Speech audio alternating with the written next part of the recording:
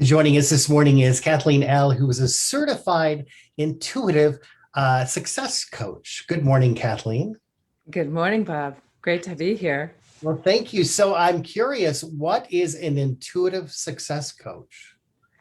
I am fortunate to use my gifts as an intuitive and just connecting with the source to be able to guide my clients through their success coaching. And I understand breathing is very important part of that. So what are some situations that would cause us to need to consciously breathe?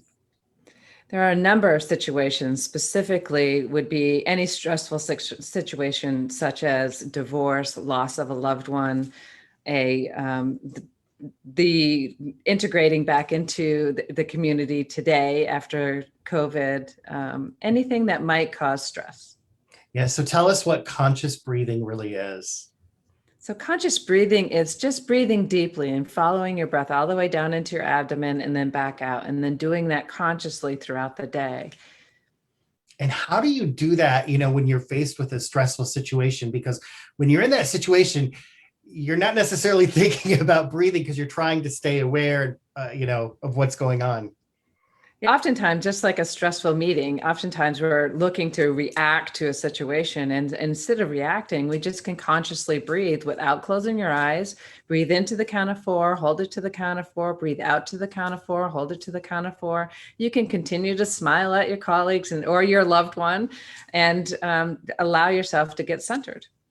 So do you have any other tips for breathing techniques that could be helpful to any of us? Sure. Even if you have 5 minutes, close your eyes and meditate. Just focus on your breathing.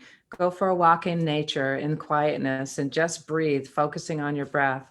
There's 70% of our toxins are released through our breath. So we can release stress and anxiety and overwhelm pretty easily just by focusing on our breath consciously. Wow. Now, how has this helped you personally, Kathleen? My son took his life in 2010 when he was angry at me and actually wrote a note saying he didn't want me at his service.